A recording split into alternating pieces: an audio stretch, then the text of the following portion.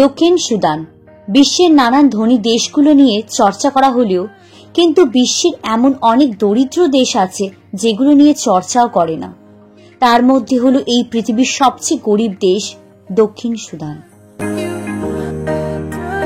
তোমরা কি জানো সবচেয়ে গরিব দেশের মানুষ কিভাবে জীবনযাপন করে?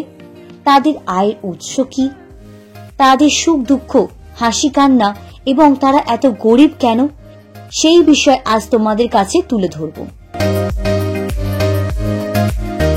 দক্ষিণ সুদান হলো আফ্রিকা মহাদেশের একটি অত্যন্ত গরিব দেশ।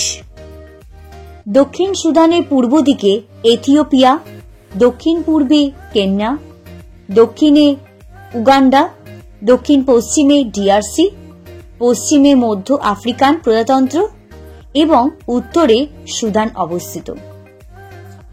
বিশ্বের নবীনতম দেশ হল দক্ষিণ সুদান, যেটা সুদান থেকে আলাদা করা হয়েছে।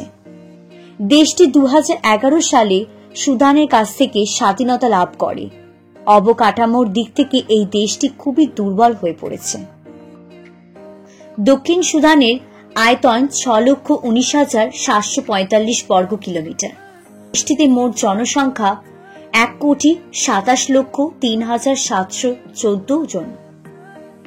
অথচ দেশটির প্রায় সমস্ত মানুষই চরম দরিদ্রের মধ্যে দিয়ে কাটায়। দেশটির রাজধানীর নাম হল কুবা। পুরো সুদানের সমস্ত তেলের যোগান দেয় এই দক্ষিণ সুদান থেকেই।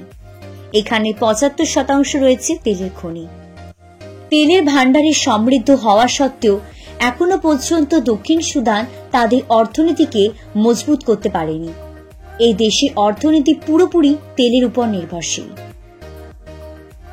এছাড়াও এখানকার মানুষ কৃষিকাজের উপর খুবই নির্ভরশীল।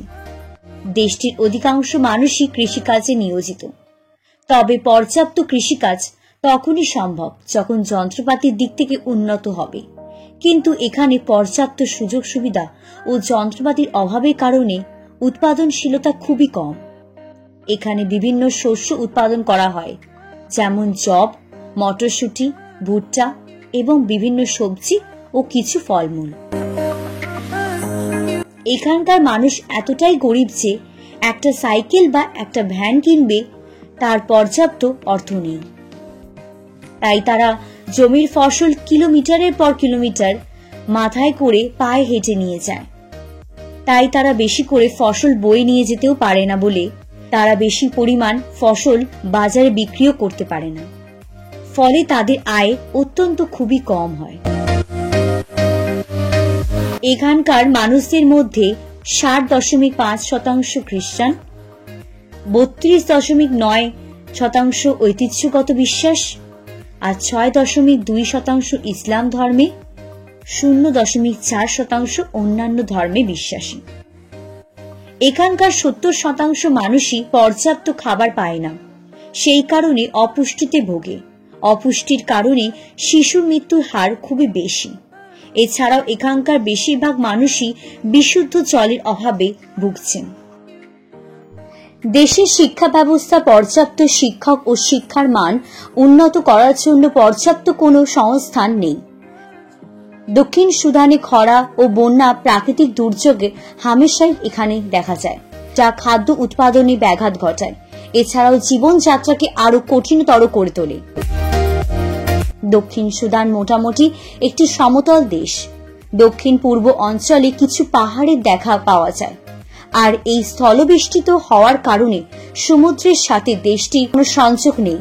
এই অঞ্চলটির নাম বাল আল জাবাল। এছাড়া প্রায় পুরো দক্ষিণ সুদান জলাভূমি ও তৃণভূমিতে ভরপুর।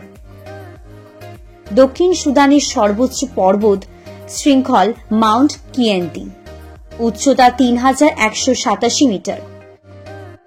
দক্ষিণ সুদানের গ্রাম্য এলাকার মানুষ টুকুল নামে একটি সুন্দর বাড়িগুলোতে থাকেন। বাড়িগুলো দেখতেও যেমন সুন্দর, বসবাস করাটাও আরামদায়ক। দক্ষিণ সুদানের বেশ কিছু অঞ্চলে নিরাপত্তা ব্যবস্থা খুবই খারাপ। সেই সব স্থানের কথা ভালো করে জেনে নেওয়া আগে উচিত, যখন তখন ওখানকার মানুষেরা আক্রমণ ও প্রতারণার শিকার হয়। দক্ষিণ সুদানের কথাগুলো ভাবলে সত্যি খুবই কষ্ট হয়। আশা করা যায় আন্তর্জাতিক স্তরে দেশটি আরো উন্নত হবে, তার সাথে সাথে দক্ষিণ সুদানবাসী তাদের জীবনও আরো উন্নত করবে।